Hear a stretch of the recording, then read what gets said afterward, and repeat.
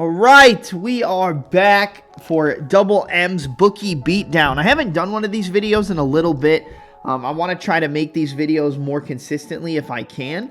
But you know what this is, man. We go over the best bets, my best picks for each fight in terms of the betting market, my best angles for the betting market, depending on how the fighters match up stylistically. And we're not going to do every fight. We never do.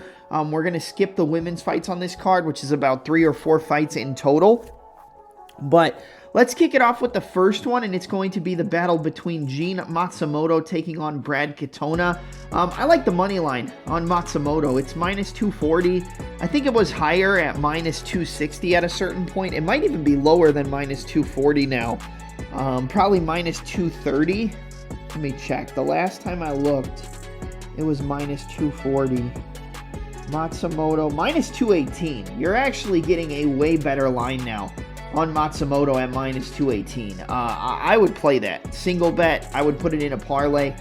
Yeah, I think Matsumoto over Katona is pretty much a lock, man. I don't see Katona being able to put that pace and pressure on a guy like Matsumoto for 15 minutes without taking a ton of damage. Matsumoto, a black belt in Muay Thai, a black belt in Brazilian Jiu-Jitsu. He has good footwork, good movement. He's got good takedown defense. If you do take him down, he's got a really good get-up game. He's going to be the much more polished striker on the feet. He's going to be the better fighter defensively. And like I said, he's got good takedown defense, so I think he'll be able to work his way up to the feet. I like the money line, especially now at minus 218. I'll probably have the graphic adjusted when you see this video finally. But yeah, I think Matsumoto's the clear side here. He's cleaner, sharper, more technical. He's more dangerous. And he's got jiu-jitsu to fall back on if Katona starts to panic wrestle and shoot too much like a Dan Argueta. If he starts to pull that game plan out because the striking isn't working, I think Matsumoto can grab that guillotine. I think he might be able to take his back, lock up a rear naked choke. So the money line at minus 218 is a good play. Probably your best angle to take is just to take the money line straight up. But the second best pick for me would be submission round 2, round 3 at 15-1 plus 1500, just based on the fact that I think if Katona is getting pieced up on the feet, he's going to look to clinch against the fence. He's going to look to close that distance and change levels, and he could leave himself open for a guillotine. He could get caught in a ninja choke. He could get caught in an arm triangle, or not an arm triangle. He could get caught in an anaconda. Any submission from that front headlock is live with that forward pressure of Katona. And if Katona gets rocked, he might, drop down to a knee, try to get up and end up getting his neck caught. I think if there is a submission, it is from that front headlock, either a guillotine, a Darce choke, a ninja choke on a takedown attempt. And I don't think it would come in round 1. I don't think Katona's going to get put out in round 1. So I like submission 2-3 for Gene Matsumoto at plus 1500. I think 15-1 is a crazy number considering he's coming off a submission in his last fight over Argueta. But you're going up against a guy in Katona who's never been finished.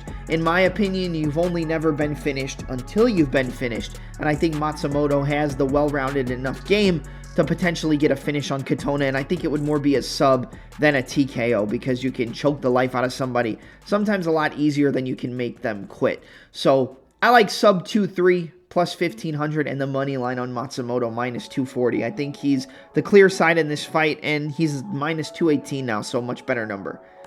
All right, up next is the battle between Matheus Nicolau and Asu Almabayev. I'm not comfortable in taking a money line side because I do think Nicolau, although he has some durability issues, the guy's got like a 94% takedown defense rate. And I think if the takedown defense works against Almabayev, I think the better striker on the feet is Matheus Nicolau. He manages range, he manages distance, he's got a very good counter check left hook. All the things I said in my breakdown on this card is if this fight stays on the feet, it's pretty much a coin toss, and I could see Nicolau outstriking Almabayev and stuffing the takedowns and being able to push off the fence, get back to the center, and work his jab. I think this fight's going to be extremely close. I don't see extensive wrestling success from Almabayev. I don't see a submission finish. I think there is a possibility he could catch Nicolau on the feet and knock him out just because we've seen him get hurt so many times. We've seen him get wobbled so many times. But he's not a terrible defensive fighter. He uses good lateral movement. He uses good footwork. He's pretty in and out, and he knows how to use his jab. He knows how to use that check hook. He knows how to follow up with that right hand, and he's got good counters off the back foot. So I think fight ends by split is pretty much a no-brainer here at plus 300. I don't know if it's still the same number, but when I checked the last time, it was plus 300 on the split decision. I like the fight ends by split, and even though my pick is Almabayev, I think taking a shot at Mateus Nicolau to win by split decision at plus 900, where you're tripling the regular split decision line, is your second best bet on the fight. Because if it's going to be a split decision, you never know if they end up giving it to Nicolau. Because like I said, if it stays on the feet, it's probably going to be much more competitive than some people are thinking, prior to the fight taking place, because I think Nicolau wins most of the striking exchanges if the takedowns don't work for Almabayev. If Almabayev gets the takedowns, I think he wins most of the fight based on control time. So I like taking a shot on Nicolau by split decision at plus 900, almost 10-1. I think that's a no-brainer as well, just like the fight ends by split decision, because I think this fight is going to be a lot closer than people think. I don't think it's going to be the most entertaining fight, but I do think we'll make it to the scorecards, and I think it will end by a split decision. So fight ends by split plus 300, Nicolau by split decision plus 900. Those would be my best picks for the fight. You could play Almabayev by split decision as well. I just didn't feel like putting it on here because although the pick is Almabayev, I gave you the reasons why I think Nicolau can pull this one out. So let's move on to the next one. Up next is going to be the battle between Darren Elkins and Daniel the Pit Pineda. I always want to say Pete Pineda. It's the Pit Pineda. I got a lot on here, and I think you know the reasons as to why, man. Pineda gets tired, and he's going to have a really good first round, I think. Probably going to clip up Darren Elkins, probably going to hurt him, probably going to rock him, might get his own takedowns, probably going to go for submissions, but I don't think he's going to finish Darren Elkins. I just don't think that that's what's going to happen, and I think when we get into that second round, the midpoint of the second round, if we get to the third round, I think that's going to be the Darren Elkins show, because we know that Pineda is going to slow down. He's never won a fight by decision. He's never won a decision in general, so I mean, I think that Elkins 2-3, whether it's sub at plus 950, whether it's KO 2-3 plus 950. I think it's going to be a heavy wrestling pace. I think it's going to be a grinding pace, and I think it's going to be Elkins ending up on top, landing elbows, landing hammer fists, landing punches, and it depends. Does he go for the KO and just continue to pound him out in the late point of the second and in the third round, or does he lock up a submission, grab his neck, and try to make him quit?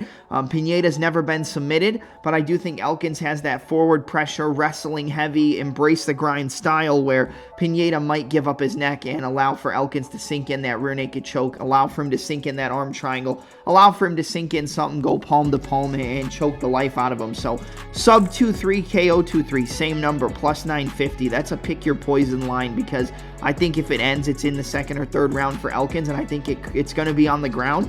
So you kind of have a 50-50 shot of if he goes for ground and pound or if he goes for a sub. So plus 950, I think it's good to play both of those. You're guaranteeing yourself a loss on one of them, but if one of them hits, it'll make up for whatever you miss on the one that didn't hit. If you're playing Daniel Pineda, it's round 1, round 2, plus 185. I think it would probably be KO. So if you're really asking me right now, I think it would be Pineda KO 1-2, which is probably plus 500, plus 600, somewhere around there. So I think Pineda 1-2, if you want to hedge out on the other side, is the best play, because I do not think this fight goes the distance, man. I think Pineda 1-2 plus 185 is a good number. The under 2.5 rounds, minus 145, I think that's a good parlay piece, but I could see it ending late in the third round. That's why I have it at the bottom of the list. But if you don't want to pick a side, I think under 2.5 minus 145 is a good play here, because I don't think it goes the distance. I know Pineda's going to slow down, and I know Pineda's going to be dangerous in that first round and the midpoint of the second round. So yeah, man, I think Elkins 2-3, sub or KO. You can pick which one you want. I would lean more sub, but I could definitely see ground and pound. If you're on Pineda, it's 1-2. I would think it's more KO than submission, because I don't think Elkins is going to tap. So I would say Pineda 1-2 plus 185. Pineda KO 1-2, probably plus 4, plus 500. And then the under 2.5 minus 145, because I don't think the fight makes it to a decision from either side winning this fight. Just because Pineda's never won a decision, he doesn't go to decision that often, so I like it. All right, next up is Charles Johnson over Sue Mudarji. I like the KO 2-3. It's the same number from a few days ago, plus 1,700, 17-1. I know Sue is a good striker. He definitely has fast, crisp boxing. He puts his combinations together well. But I think if you put pressure on this guy and you start to push him back and you start to land your own combos, if you start to use your own wrestling on top of everything else mixed together, I think this guy can break, and I think he will break against Charles Johnson. I think it's very similar to the Joshua Van fight, where maybe the first round Sue gets some good shots off. Maybe he rocks Johnson, but Johnson recovers. Johnson continues to come forward. He starts to counter Sue Mudarji. Sue starts to slow at the midpoint of the second round and eventually just starts to slow down more and more and more.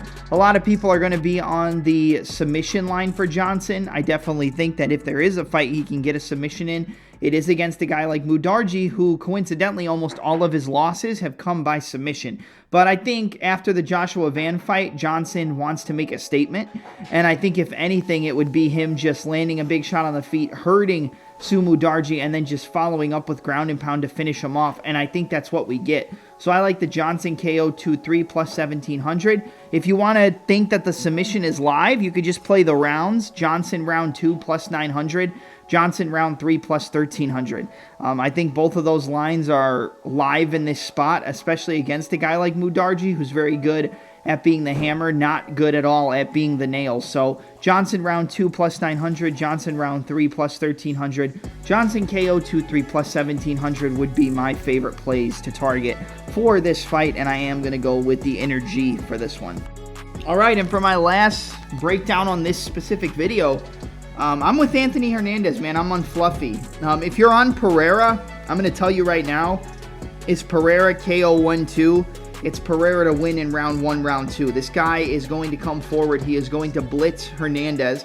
And more than likely, Hernandez is going to have to weather a vicious storm from the, I guess you could say, unorthodox, flowy striker in Michel Pereira. Pereira will go for chokes as well. He can get rear naked chokes. He'll go for guillotines. And he's just going to try to squeeze the life out of you. But the one guy who I think can weather that storm is a guy like Anthony Fluffy Hernandez. I think he is a good favorite. I think he should be the favorite. But I'm actually surprised that the betting market didn't make Michel Pereira the favorite because of his explosiveness, because of his early round 1 finishes. But we know that past the midpoint of the second round and into the third round, that if Hernandez is still coming forward, if he's pushing Pereira on the back foot, if he's not getting hit with counters, if the shots are having a little bit less impact than they did earlier, then it's the Fluffy Hernandez show, and it's going to continue to roll in his direction until he eventually breaks a guy like Michel Pereira later in the fight. So you could take KO or sub. I think it's always better to take the submissions because that's just the way that Hernandez fights. He's going to continue to push forward, and then push forward after you start to slow down. He's going to land those 1-2s. He's going to throw those knees and elbows inside the clinch, and you know, he might TKO somebody just like he did with Edmund Shabazian. But if you go back and watch that fight, he threatened with that far side guillotine. He threatened with that anaconda choke. He threatened with guillotines and anacondas and front headlocks and taking the back and looking for rear naked chokes. This guy will use submissions in order to pass to better positions. And if you don't give him the submission, he can get a ground and pound finish. But more than likely, it's going to be submission over ground and pound. I would go 65-35, submission over the TKO. But I like Hernandez sub 234. It's plus 430. You've got a way better line the last few times he's fought, but you kind of just know that's what you're going to expect with a guy like Hernandez. I also like Hernandez to win in round 3 and round 4. That's a line that's on DraftKings at plus 475, almost 5-1. I think that there is a chance it might make it to the 4th round. I would say 2-3 might be a better shot because I think he could break him towards the later portions of the 2nd round. And I think it's at a very low clip that this fight would get to round 4. But Hernandez sub round 3, Hernandez round 3, round 4. And like I said, man, there's always that chance he goes for ground and pound over the submissions because of how tired Michel Pereira is, and he just unloads with ground and pound. So I think there's a chance you take the TKO, Hernandez KO TKO round 3, round 4 at plus 1700. Same numbers as Johnson KO 2-3. I think the TKO is always live. I do think that if there is a finish on the Hernandez side, it is probably a submission. It probably is in 2, 3, or 4. I don't think the fight starts round 5, whether it's Pereira finishing him early and blitzing him. Like I said, if you're on Pereira, it's Pereira 1-2, Pereira KO 1-2, or Pereira sub 1-2. I think it would probably be a KO with body shots and then maybe coming back up top with a big shot. But I do think that there is value on the TKO round 3, round 4, because I know that Pereira is going to be very tired once we get to that point of the fight, if we do get to that point in the fight. But I am on Hernandez. I like the sub 234 plus 430, Hernandez to win in round 3, round 4 plus 475, and then a small sprinkle on Hernandez TKO 3-4 plus 1700. That's going to be it for my betting breakdown, my prediction, well, I guess betting breakdown, bookie beatdown, whatever you want to call it, for UFC Vegas 99. I'm your host, Double M. Let's make some money tomorrow night.